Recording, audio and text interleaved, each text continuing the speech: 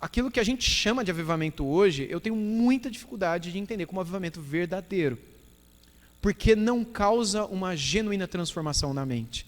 Ela causa uma transformação no ambiente, mas não na mente.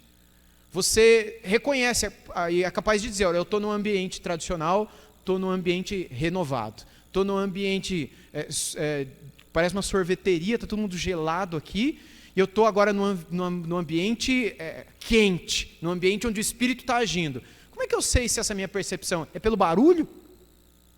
É pelo que se manifesta? Edwards vai dizer, não, é pelos frutos, e é pelo que permanece. E é também por aquilo que Paulo em Romanos 8 chama de o testemunho interno do Espírito Santo de Deus. A ponto de pessoas tradicionais ou pentecostais, usando uma linguagem anacrônica ao tempo de Edwards, mas comum para nós hoje. Era como se nós pegássemos pessoas que são pentecostais e pessoas que não são pentecostais e colocássemos ambas num mesmo ambiente, e ambas sentiriam a paz. Ambas sentiriam que o Espírito de Deus está agindo naquele lugar. Vocês estão entendendo? O ponto então não é o barulho, o ponto então não são as contorções para Edwards, não são os choros nem os gritos, porque na verdade, embora ele reconheça que isso possa ser obra do Espírito, ele vai dizer, tem um monte de gente disfarçando, chorando e gritando nas igrejas por aí, mas é tudo falsidade. E é muito interessante quando ele vai analisar isso, porque os sinais falsos da verdadeira espiritualidade, como Edwards descreve nas afeições religiosas, eles são muito parecidos com os sinais verdadeiros. Mas a transformação e a diferença só podem ser percebidas por meio da transformação da mente. Bom, Edwards conhecia intimamente muitas dessas pessoas antes dessa ocasião, e por isso mesmo ele se sente convocado nas palavras dele, em A Verdadeira Obra do Espírito, a dar o testemunho pessoal daquilo que ele viu. Então ele vai descrever várias pessoas que para ele estavam angustiadas por perceberem o seu pecado e a sua desgraça, conversando com essas pessoas. Edwards foi meio que um delegado, um investigador tentando compreender o que estava acontecendo naquele tempo. Um filósofo do avivamento, ou um psicólogo do espírito, como muitos chamaram, deram vários nomes para ele. Chame-o do que você quiser. Mas ele tentou entender o seu tempo e o que estava acontecendo. E ele vai dizer que para ele, o que ele entendeu como uma genuína obra e aquilo que durou, que perseverou, é o que eu vou falar no final, aqui no terceiro ponto, é quando estas pessoas, com a mente transformada e tocada, passaram a ter uma percepção do seu pecado e da sua desgraça que antes eles não tinham. E ele vai dizer, é assim que eu percebo se o grito e o choro de alguém é verdadeiro ou é falso. Se essa pessoa, diante de uma tentação, se ela tem um terror pela tentação, se ela tem medo da tentação, se ela foge da tentação e do pecado, tão como ela foge de um leão faminto com ela no meio do mato. Se ela corre de medo, pessoas que se sentiam arrebatadas também por uma sublime sensação da grandeza, da maravilha e da excelência das coisas divinas. Pessoas que agora passam a falar com grande comoção e descrever as coisas do Espírito de Deus como algo encantador. Pessoas que aparentemente enxergavam antes, mas que agora têm os seus olhos um pouco mais purificados para contemplarem a majestade de Deus. Não que antes eles não criam, eles criam que Deus é soberano, eles cantavam da majestade, eles liam a Bíblia, eles confessavam os seus pecados, mas agora parece que os seus olhos estão limpos e eles veem de verdade beleza na santidade. Antes não. Antes a santidade era um esforço, a santidade era uma coisa que eles corriam atrás, tinha que lutar contra o pecado, tinha que lutar para não falar, para não olhar, para não... Agora era o maior prazer das suas vidas. E o pecado, quando chegava, causava medo, causava terror. Em momentos de grande comoção, então essas pessoas descreviam que estavam em perfeito controle de sua razão.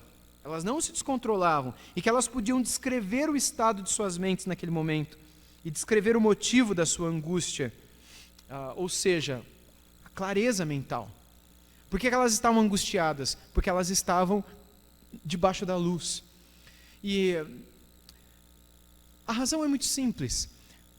Em momentos de genuíno avivamento, e quando a obra do Espírito começa a ser realizada na nossa mente, Deus lança luz na nossa mente. Deus ilumina a nossa consciência. E isso é extraordinário, e isso possui efeitos práticos na nossa mente. E como Paulo escreveu aos Coríntios, eu tomo isso para a minha vida e compartilho isso com vocês. Cada um examine-se a si mesmo.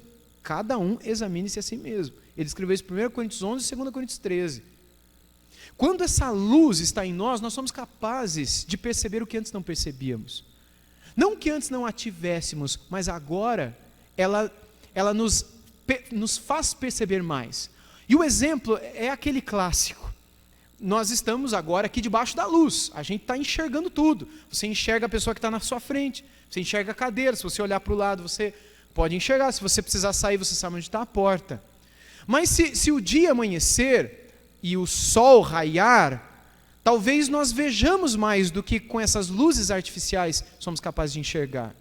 É como você, no seu quarto de manhã, 5 horas da manhã, 5:30 da manhã, 6, você está acordando, e aí você liga a luz e você é capaz de ver algumas coisas ali no seu quarto, para você não tropeçar na cadeira, na mesa, enfim, na escrivaninha, e você vai no banheiro para fazer a sua higiene pessoal, porque você acendeu a luz. Mas de repente o sol nasceu e você abriu um pouco da janela e entra aquele raio de luz no seu quarto. Sabe aquele raio de luz que você vê brilhando sobre a sua cama, ou sobre o guarda-roupa, ou sobre alguma outra madeira, e você percebe naquele raio de luz, inclusive a poeirinha voando? Você está entendendo o que eu estou falando? Sabe aquela fresta, aquele raio de luz que é capaz de nos fazer enxergar o que sem aquela luz a gente não via? Eu me lembro de uma entrevista que o Billy Graham deu para a CNN, quando estava vivo e estava bem ativo no ministério, e seria na casa dele a entrevista. E viria o entrevistador ali para fazer algumas perguntas a ele.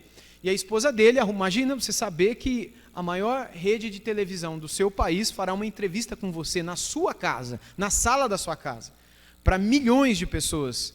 A esposa do Billy Graham preparou a sala, né, limpou tudo, deixou tudo preparado, porque ela sabia que todo mundo veria a casa, e principalmente a sala dela. Então ela deixou tudo limpo, e estava tudo muito limpo de fato. Mas quando o pessoal da televisão chegou, eles colocaram as câmeras, começaram a ligar as luzes, e quando eles ligaram aquelas luzes da TV, luzes de TV, não sei se você já viu, mas são luzes muito fortes, aquelas luzes amarelas que você vê até o buraco que você não vê na testa da pessoa, ela falou, meu Deus, mas estava limpo. E ela começou a ver um pouquinho de poeira aqui, um fiozinho ali, que só debaixo daquela luz muito forte ela foi capaz de enxergar. Mas sem aquelas luzes, estava absolutamente limpa aquela cômoda atrás do sofá. E ela pediu alguns minutos para que ela pudesse passar um pano, enquanto a luz estivesse acesa, para que ela pudesse enxergar aquilo que antes ela não estava enxergando. A ideia aqui de Edwards é a mesma. Quando você e eu estamos distantes de Deus, nós temos luz, mas nós enxergamos pouco. Mas a partir do momento que nós nos aproximamos do Senhor, mais luz temos. E somos capazes de ver até poeirinhas no nosso coração que antes nós não víamos. Nós, assim como uma mobília, ou assim como qualquer móvel, também somos passíveis de sermos sujos. Mas quanto mais luz nós temos, mais nós somos capazes de enxergar. É por isso que quanto mais perto de Deus estamos, mais a gente tem noção do nosso pecado e mais a gente se escandaliza com a gente mesmo. Essa é a razão pela qual Paulo, o apóstolo, tão perto do Senhor, foi capaz de se entender como o maior de todos os pecadores. Não é porque ele era estava ali fazendo uma demagogia, não, eu sou o pior de todos os pecadores, ai de mim, coitado de mim. Nossa, Paulo, você se acha, você não é o maior de todos os pecadores, por que você está falando isso? Para com isso. Mas não, irmãos, ele realmente tinha essa visão, mas é porque ele tinha muita luz. Sabe por que um cristão não se vê como um grande pecador? Ou porque ele está nas trevas, porque quando você está no escuro você não enxerga nada, e pode estar tudo sujo do jeito que for, que você não é capaz de ver nada, ou porque ele tem muito pouca luz. Porque quando você tem pouca luz, você não é capaz de perceber que a coisa está suja. Se a coisa está meio apagada, se a luz é pouca, a sala está limpa, mas acende a luz para você ver. Ilumina com a lanterna do celular, que é um pouquinho mais forte que você vai ver. Você vai ser capaz de perceber o que você antes não percebia. A ideia é que quando o Espírito ilumina a nossa mente, a nossa consciência, nós somos conduzidos a uma noção do pecado e da desgraça que antes não percebíamos. E que aí vem o choro. Aí muitas vezes vem o desespero e o grito. Não é simplesmente porque eu estou naquele ambiente, mas é porque a minha mente foi conduzida a uma percepção de algo que antes eu não tinha. E que só pode ser trazida pela obra do Espírito na minha mente, na minha consciência.